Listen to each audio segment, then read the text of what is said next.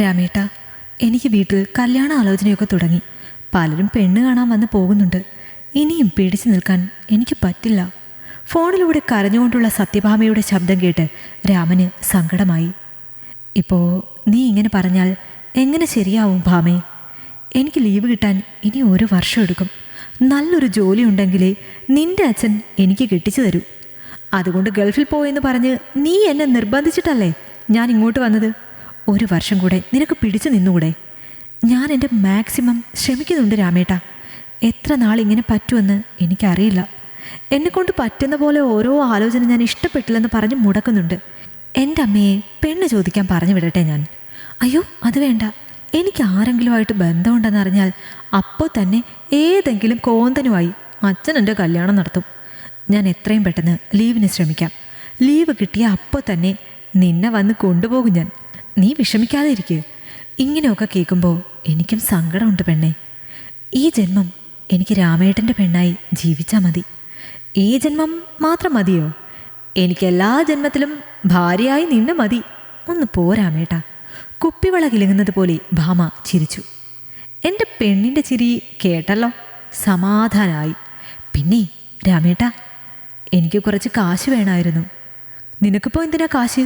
Dress എടുക്കാൻ, പിന്നെ കൂട്ടുകാരികളുടെ കൂടെ സിനിമയ്ക്ക് പോകണം.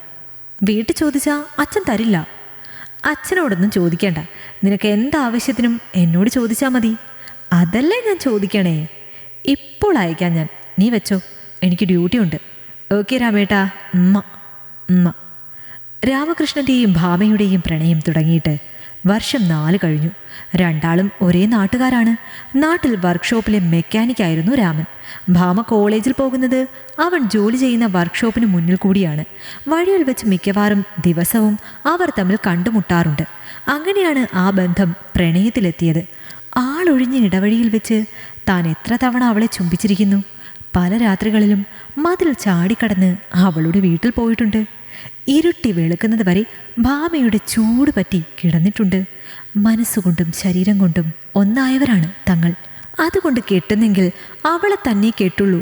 വേറെ ഒരു ആണിനു മുന്നിൽ അവളുടെ കഴുത്ത് നീട്ടാൻ അനുവദിക്കുന്നത് തന്നെ പാപമാണ്. നിന്നെ ഞാൻ ആർക്കും വിട്ടുകൊടുക്കില്ല സത്യഭാമേ. രാമകൃഷ്ണൻ മനസ്സിൽ പ്രതിജ്ഞയെടുത്തു. തൻ്റെ അമ്മയോട് ഒരു പെൺകുട്ടിയെ ഇഷ്ടമാണെന്ന് പറഞ്ഞിട്ടുണ്ട് അവൻ. ആളെ പറഞ്ഞിട്ടില്ല. ഭാമയുടെ അച്ഛൻ താൻ വരുന്നതിന് മുൻപ് അവളെ കല്യാണം കഴിപ്പിച്ച് വിടാൻ ശ്രമിച്ചാൽ അമ്മയെ പെണ്ണ് ചോദിക്കാൻ വിടാമെന്നും അവളെ തനിക്ക് തന്നില്ല എങ്കിൽ വിളിച്ച് വീട്ടിൽ കൊണ്ടുപോകാൻ അമ്മയോട് പറയുമെന്നും അവൻ തീരുമാനിച്ചു. ഇതൊന്നും ഭാമയെ അറിയിച്ച് അവളെ വിഷമിപ്പിക്കേണ്ടെന്ന് കരുതി രാമകൃഷ്ണൻ അവളോട് തൻ്റെ തീരുമാനം ഒന്നും പറഞ്ഞില്ല. രാമകൃഷ്ണൻ സത്യഭാമയെ എന്നും വിളിക്കും. വീഡിയോ കോളിൽ അവർ കുറേ നേരം സംസാരിക്കും. അങ്ങനെയാണ് ദിവസങ്ങൾ അവർ തള്ളി നീക്കുന്നത്. ജോലിയുടെ തിരക്ക് കൂടിയപ്പോൾ രാമന് അവളെ വിളിക്കാൻ നേരം കിട്ടാതെയായി. മണിക്കൂറുകൾ നീണ്ട സംസാരം 10-15 മിനിറ്റിൽ ഒതുങ്ങി. ആദ്യമൊക്കെ പരാതിയും പരിഭവവുമായി നടന്നിരുന്നവൾ പിന്നെ ഒന്നും പറയാതെയായി. രാമൻ്റെ മനസ്സിൽ അന്നും ഇന്നും ഭാമ മാത്രമായിരുന്നു. ഭാമ പക്ഷേ മാറി തുടങ്ങിയത് അവൻ അറിഞ്ഞില്ല. അങ്ങനെ ഇരിക്കുമ്പോൾ ഒരു ദിവസം രാമകൃഷ്ണൻ സത്യഭാമയുടെ ഫോണിലേക്ക് വിളിച്ചപ്പോൾ സ്വിച്ച് ഓഫ് എന്നായിരുന്നു മറുപടി. ഫോണിന് എന്തെങ്കിലും തകരാറ് സംഭവിച്ചതാകുമെന്ന് കരുതി അവൻ സമാധാനിച്ചു. ഒരാഴ്ച കഴിഞ്ഞിട്ടും അവളെക്കുറിച്ച് വിവരമൊന്നും കിട്ടാതെ ആയപ്പോൾ അവൻ ഭയന്നു. ചേച്ചിയുടെ പ്രസവത്തിൻ്റെ തിരക്കിൽപ്പെട്ട് അവൻ്റെ അമ്മ ഹോസ്പിറ്റലിലായതുകൊണ്ട് സത്യഭാമയുടെ വീട് വരെ പോയി തിരക്കാൻ അമ്മയോട് പറയാൻ അവന് പറ്റില്ല. അങ്ങനെ നാട്ടിലുള്ള വർക്ക്ഷോപ്പിൽ കൂടെ ഉണ്ടായിരുന്ന ഒരു കൂട്ടുകാരനെ അവൻ അവളുടെ കാര്യം തിരക്കാൻ പറഞ്ഞുവിട്ടു. അവനിൽ നിന്നും രാമൻ സത്യഭാമയുടെ കല്യാണം ഒരാഴ്ച മുമ്പ് കഴിഞ്ഞുവെന്ന് അറിഞ്ഞു. ഞെട്ടിപ്പോയി. കേട്ട പാതി കേൾക്കാത്ത പാതി എമർജൻസി വിസ എടുത്ത് രാമകൃഷ്ണൻ നാട്ടിലെത്തി.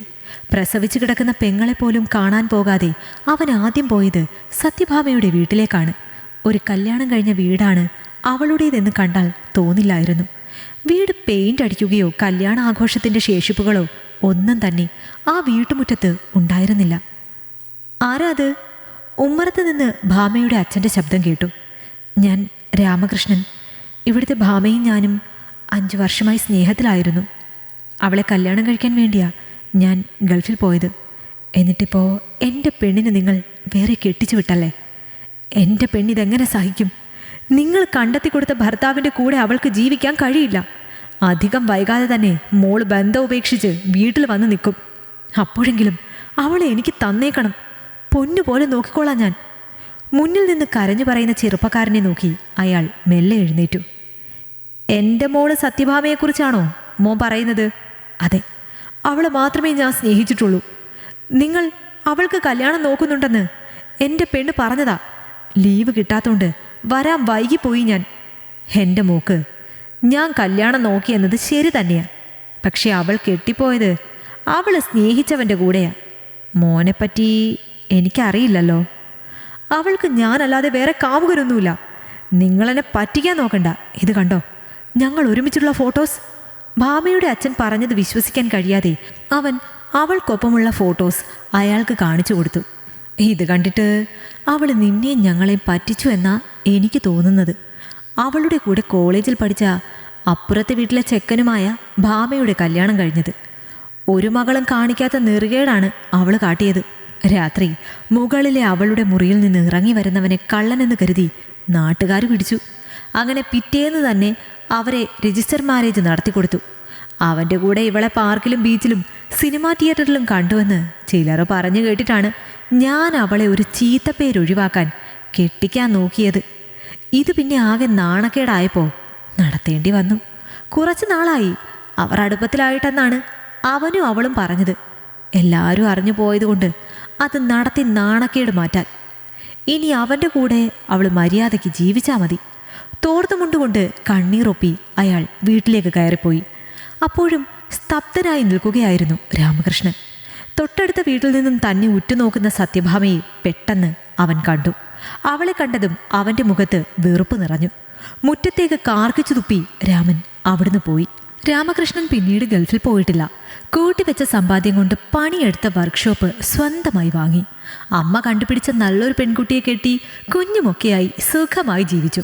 സത്യഭാമയെ കെട്ടിയവൻ അവൻ അവളെ മടുത്തു തുടങ്ങിയപ്പോൾ സംശയരോഗം കാരണം ദിവസവും തല്ലും വഴക്കും തുടങ്ങി. സഹികെട്ടവൾ ബന്ധം ഉപേക്ഷിച്ച് സ്വന്തം വീട്ടിൽ തന്നെ നിൽപ്പായി. സത്യഭാമയുടെ വിശേഷങ്ങൾ രാമകൃഷ്ണനും അറിഞ്ഞു. തന്നെ ചതിച്ചതിനുള്ള ശിക്ഷയാണ് അവൾ അനുഭവിക്കുന്നതെന്ന് അവൻ ഓർത്തു. എവിടെയെങ്കിലും വെച്ച് അവളെ കണ്ടാൽ പോലും അറിയാതെ പോലും അവനവളെ നോക്കില്ല. ഭാര്യയും കുഞ്ഞുമായി രാമൻ സന്തോഷത്തോടെ ജീവിക്കുന്നത് അസൂയയോടെ കാണാനേ അവൾക്കും വിധിയുള്ളൂ. ഈ കഥ നിങ്ങൾക്കിഷ്ടമായെങ്കിൽ ലൈക്ക് ചെയ്യൂ. നിങ്ങളുടെ അഭിപ്രായങ്ങൾ കമന്റായി രേഖപ്പെടുത്തൂ. കൂടുതൽ കഥകൾ കേൾക്കാൻ ഈ ചാനൽ സബ്സ്ക്രൈബ് ചെയ്യൂ.